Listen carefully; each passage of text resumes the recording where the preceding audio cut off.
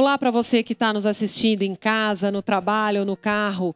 Vamos dar continuidade ao segundo episódio do nosso programa Saque sobre Citrus, o serviço de atendimento ao campo.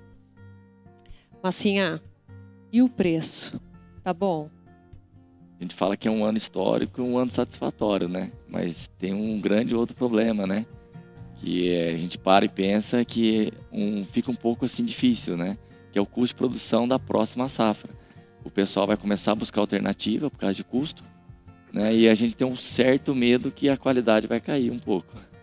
Esse é um grande medo nosso. O que a Associação de Citrus de Mesa pensa sobre isso? Bom, é preocupante. Cenário 2 anos histórico de seca, mais uma geada forte.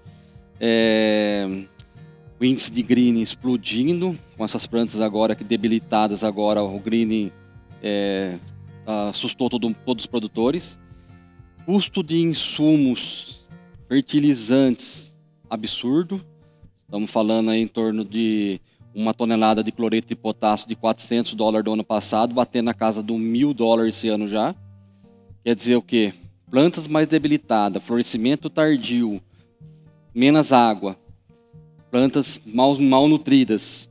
Próxima safra são frutas com, acho que, qualidade um pouco inferior do que nós estamos tendo agora, porque o produtor está descapitalizado ainda, ele não conseguiu colher laranja ainda para ter capital para investir na próxima safra, ou buscar recurso em cooperativas, financiamento, mas a próxima safra ainda é uma safra que está em cima do muro ainda e muito preocupante ainda para o próximo ano. Nós vamos precisar trazer aqui, fazer mais um programa, trazer o pessoal de insumos aqui e o pessoal de financiamento também, eu estou achando, viu? O Danilo, você roda todas essas propriedades por aí. Sim. Você está como consultor há anos. Como é que está hoje essa expectativa de custo? A gente conversa um pouquinho, eu quero que você troque uma bolinha com o Ricardo, falando de quanto está pagando, o mercado está pagando, o que é a expectativa que a gente tem para isso? Então, esse é um problema muito sério. Já veio pelo primeiro desafio nosso, o problema da crise hídrica, porque o que acontece? Ela afeta diretamente o tamanho do custo e a remuneração, tá? Número 1, para a produtividade, para o citricultor ganhar dinheiro, ele tem que ter o regime hídrico perfeito para ter a fruta grande, para render na indústria e para também atender o mercado. O segundo passo é o que a gente falou, com esse problema que nós passamos aí de pandemia mundial, elevação de preço e de custo de produção, apesar do custo da caixa de laranja ter aumentado proporcional, que nem o Ricardo falou, de 1,7 em relação ao ano passado, ele ainda é um custo muito alto para o produtor. O que está acontecendo? O produtor, para ele ter essa qualidade, ele precisa de produtos de primeira linha. A agricultura hoje, a gente tem que ver também que na parte de insumos, nós temos vários tipos e muito aperfeiçoamento na parte dos insumos totais, não só de fertilizantes, qualidade de fertilizantes, de micronutrientes, de estimulantes para a planta, e que os produtos de primeira linha e que entregam um pouco mais, eles têm um custo mais elevado.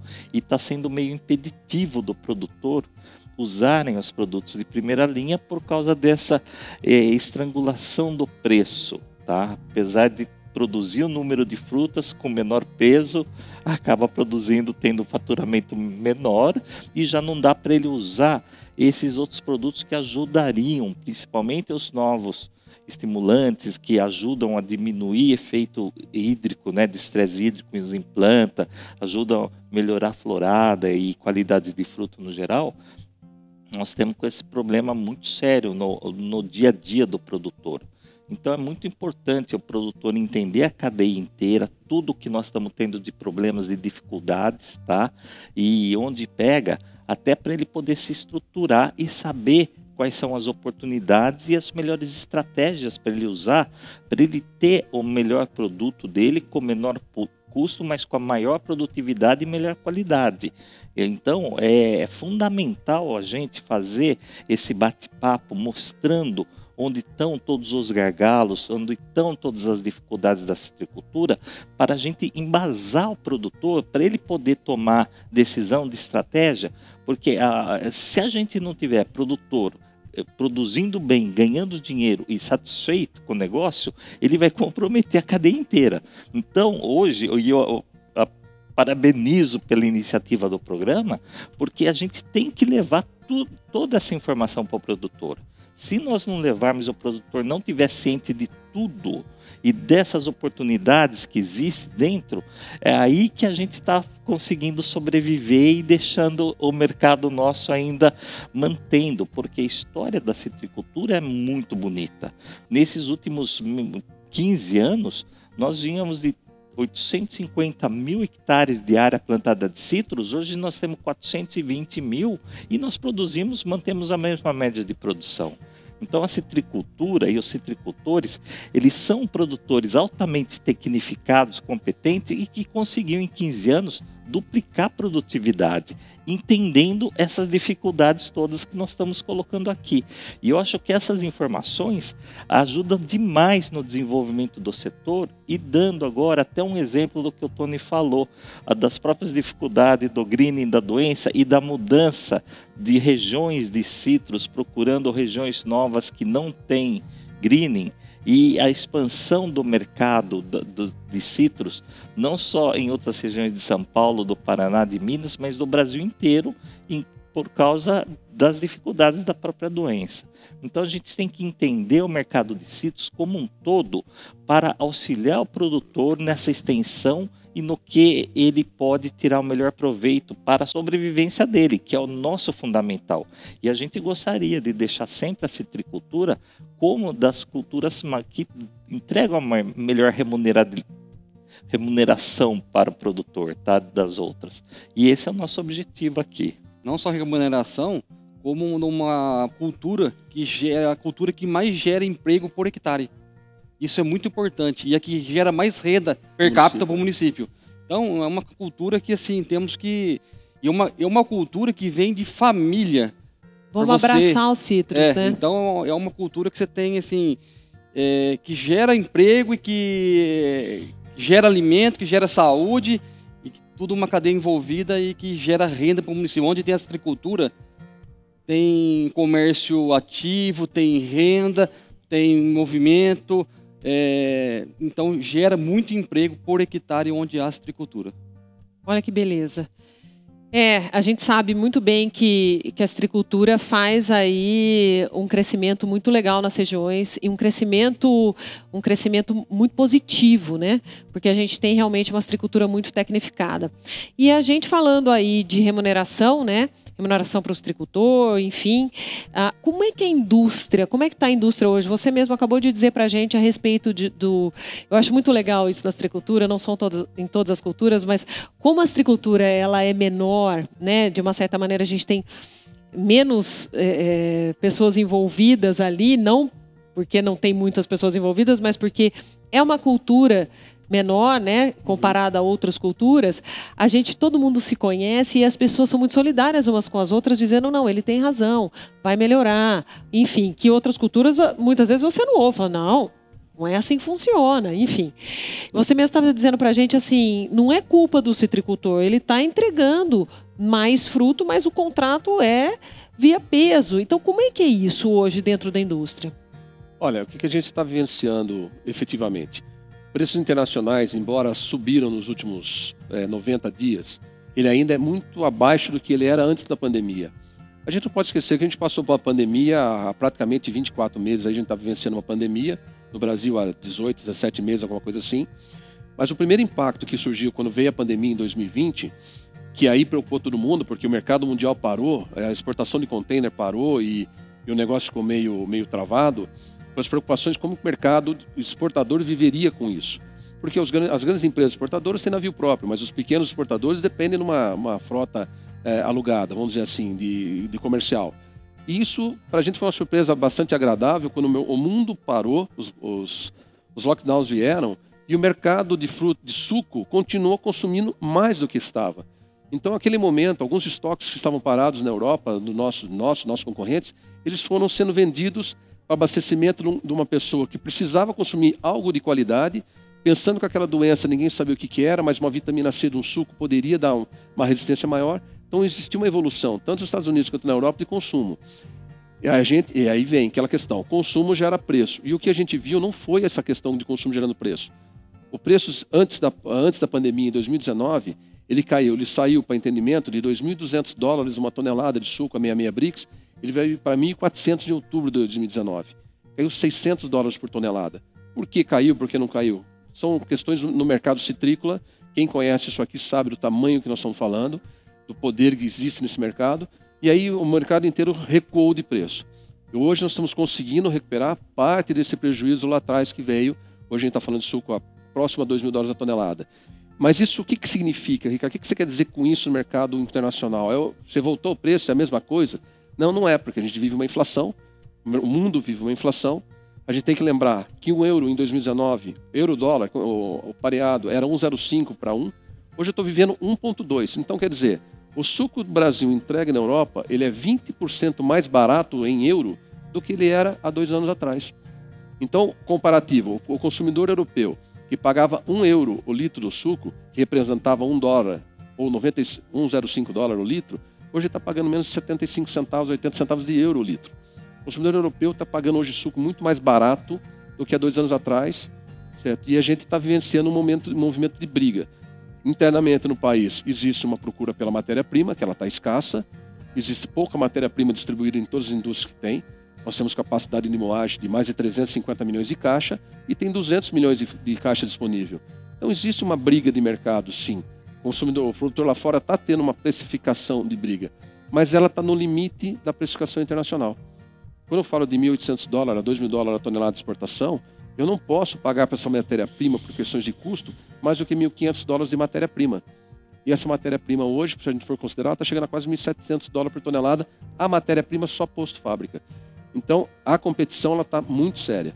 Os preços em reais são bons em reais, R$30, R$35 uma caixa.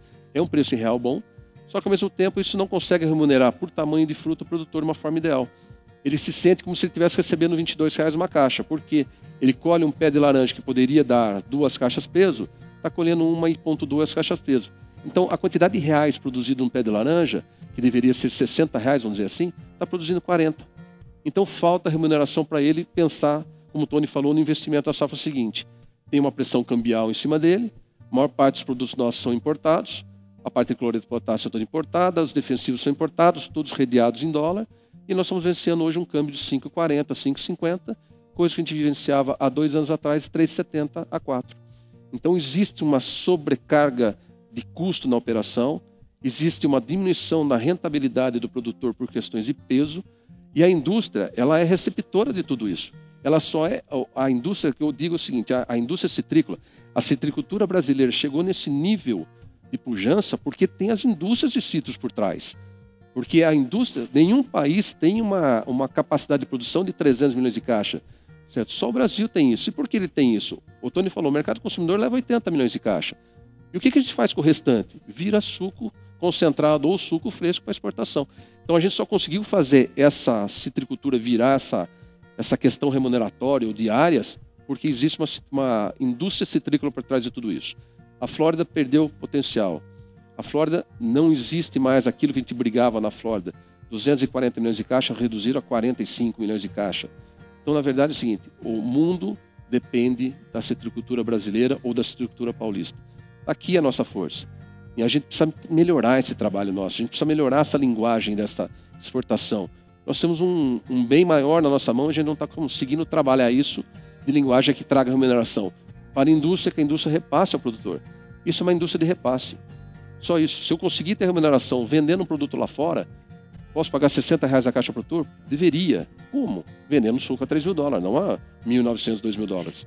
É diretamente isso. Isso vai direto para o bolso do produtor. Ou seja, a gente, apesar de atender a todo mundo, com cada especificação diferente por país, e atender com maestria, eles dependem do nosso suco e a gente não consegue repassar toda essa importância que o Brasil tem com a laranja, com o limão, com a tangerina para o mundo. Esse é o nosso ponto. Então, eu vou fazer um apelo aqui, ó, a minha ministra, a nossa ministra Tereza Cristina. Olha um pouquinho para a citricultura. olha um pouco mais para a citricultura. Você é uma gestora muito boa, fazendo um trabalho maravilhoso por aí. Vamos fazer um trabalho Brasil para falar do nosso citros, porque a gente realmente tem todo esse potencial. Então, a gente, apesar de tudo ainda, né, não consegue fazer a nossa comunicação, mas a gente vai fazer a nossa lição de casa aqui, contando para todo mundo tudo que a gente está fazendo. Nem eu sabia que a laranja era tão Gisele Bündchen assim e tal. Mas me conta uma coisa, Massinha. Agora eu vou fazer uma pergunta para você, para esse pessoal que está aí fora, que não sabe muito da área agrícola, que acha que você vai para a fazenda para passear, não é? Nossa. Ele trabalha na fazenda, gente. Fazenda é bom demais, não é? Tá certo que você trabalha num lugar bonito, mas foi Deus que fez, Deus né? que fez. Então, se você abrir o olho, você vê coisa bonita. Mas é fácil. É o desafio, né? Todo dia a gente acorda com um desafio novo, né? Uma surpresa nova aparece, que a gente brinca, né? A vida da gente é feita de surpresa, de momento. Né? Quando a gente chega, às vezes não é tão esperado como quando a gente espera quando tá saindo de casa. Às vezes é uma neblina que deu, às vezes é uma alternada que pegou na tangerina, às vezes hoje a geada que teve, né? Esse ano foi bem feia, principalmente lá, respondo por mim lá em casa, na propriedade em casa a geada veio, depois veio o fogo. Então a gente sofre, é uma surpresa nova. Mas é bem desafiador, a gente não pode desanimar, a esperança é a última que morre, né? Se Deus quiser, a gente vai sempre fazer o máximo e todos os vizinhos quando se unem, né? Quando acontece alguma coisa, os vizinhos se unem, o pessoal, a gente conversando, sítio de mesa mesmo, né, Tony? O pessoal sempre está ajudando, o pessoal da Agitac mesmo sempre mostrando um novo caminho, uma nova tendência, o pessoal da indústria sempre nos ajudando, é que o Klaus falou mesmo, né? A gente ainda depende da indústria mesmo. No mercado de mesa, a indústria é a indústria, não adianta. Né? Eles que ajudam, que dão força, que dão um gás, um novo gás para nós hoje, para a economia brasileira. Né? Então é um desafio muito grande e cada dia é uma surpresa nova. Começa o negócio literalmente a hora que abre a janela lá, ver se está sol, se choveu, se geou, acorda cedo, né? É bom acordar cedo, eu também acho. Sempre bom. É uma indústria a céu aberto, né? Nós estamos todo dia arriscados a uma chuva de pedra, uma chuva de granizo. Aí, no caso, o que acontece? A gente prepara toda essa casca para colocar lá para fruta de mesa e no final nós não vamos conseguir colocar a fruta de mesa. Vamos dizer, pegou uma chuva de granizo, a gente vai mandar 50% dessa fruta destinar para a indústria. Se a gente vai bater lá na porta do Ricardo, ele nem sabe. Então, assim, nós estamos uma indústria a céu aberto. Então, todo dia é uma caixinha de surpresa, né? É uma seca, é uma geada, é um fogo, é uma chuva de granizo. Então, nós estamos arriscados a cada dia uma caixinha de surpresa. Então, isso tem que desenvolver. A gente trabalha para ter a fruta de mesa, mas se algum interpeço desse aí, nós temos que destinar a nossa fruta para a indústria de suco. Mas tem tecnologia, não tem? Tem tecnologia. Tem bastante tecnologia. Hoje a gente fala que ajuda, ameniza a situação, que nos ajuda, né? E a gente não pode esquecer de toda a tecnologia que envolve todos nós, né? Hoje, dia a dia. A facilidade que a gente tem hoje pelo celular, a gente vê a previsão. Hoje a gente vê o controle de um trator dentro de casa, pulverizando, onde pulverizou, onde andou, qual a velocidade dele. Hoje a gente fala também a eficiência que hoje tem uma agricultura de precisão, só adequando o solo, né?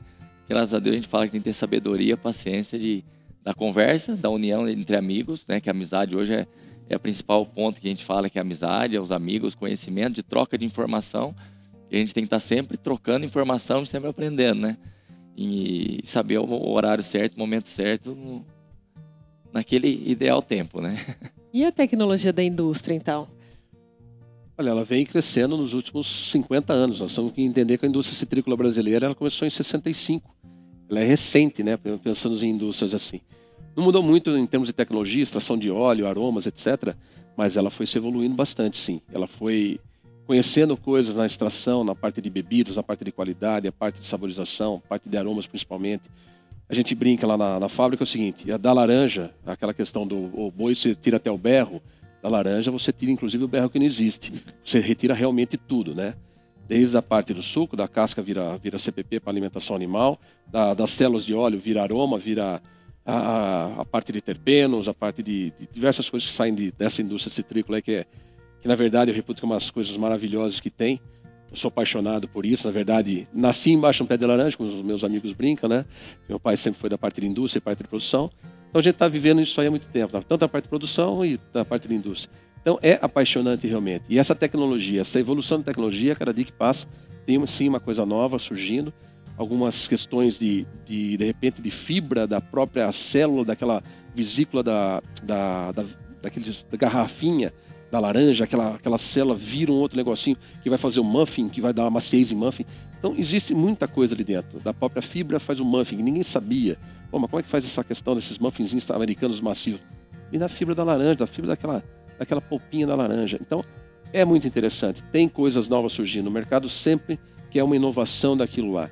Certo? É muito bacana. Eu falo que o produtor brasileiro, ele é realmente curioso, porque se ele não fosse curioso, ele não aceitava todas as tecnologias. E aparecem muitas tecnologias, muitos produtos novos, precisam ser testados na terra, né? Eu vou chamar aqui o Danilo para me ajudar, o meu parceiro agrônomo, sempre me ajuda quando eu preciso.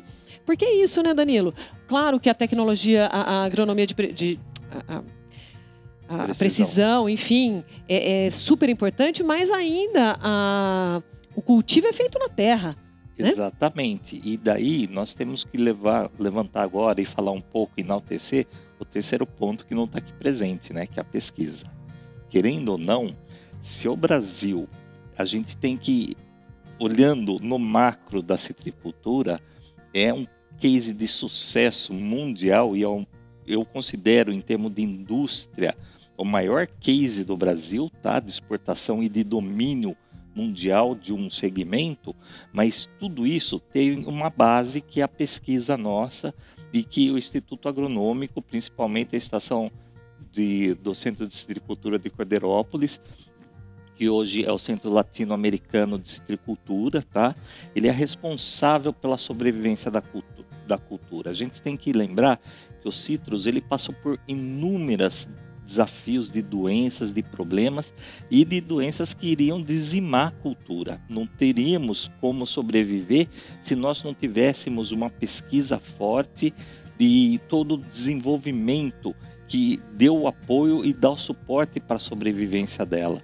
Então é muito importante e o Estado, que daí essa pesquisa faz parte e é ligada diretamente ao Estado, que ele nunca desampare esse desenvolvimento, porque o dia que ele acabar com o incentivo, como veio diminuindo muito, daí é uma crítica positiva, construtiva para o Estado, ele parou de investir na pesquisa, certo?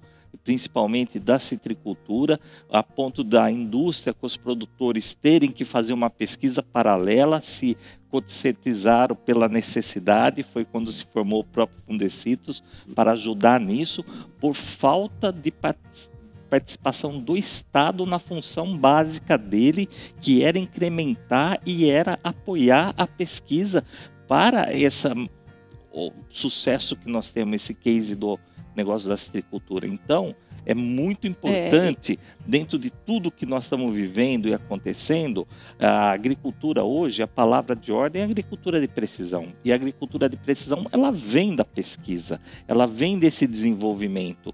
Então, nós vamos entrar agora nessa quinta geração da agricultura, vamos dizer assim, que é exatamente a agricultura de precisão, e nós temos que estar ligados na pesquisa de base, na pesquisa científica mesmo da cultura, como o agronômico veio fazendo. Eu gostaria de até parabenizar os nossos pesquisadores, que eles são mais do que heróis, porque além de eles superarem os nossos desafios, eles não estão sendo remunerados e não têm o incentivo que o governo teria que dar dentro da importância do Estado que nós temos com a citricultura. Realmente faltou aqui a pesquisa, infelizmente o nosso querido Dirceu Matos Júnior não pode estar aqui com a gente hoje, que é do Instituto Agronômico, do Centro de Citricultura, diretor do Centro de Citricultura Silvio Moreira. Um beijo grande para vocês aí do centro, vocês realmente são heróis, fazem milagre. E mas eu vou trazer você aqui, Dirceu. Vou trazer o Marcos, quem sabe eu consigo trazer o Marcos Machado também, que é um querido também, um grande pesquisador. E Dagoberto, enfim, um beijo para todo mundo de lá. E você tem toda a razão. Nós chegamos então ao final de mais um episódio falando sobre citros. Quero agradecer a todo mundo que esteve aqui. Muito obrigada a vocês, aos meus parceiros, amigos. Nós vamos falar sempre sobre o que for de melhor para que a gente consiga realmente trazer melhorias para o segmento. O SAC, Serviço de Atendimento ao Campo, é um programa para trazer informação e para que você, produtor, para que você da cadeia, possa realmente ter todas as informações na mão para que a gente consiga melhorar cada vez mais a produção do nosso Brasil.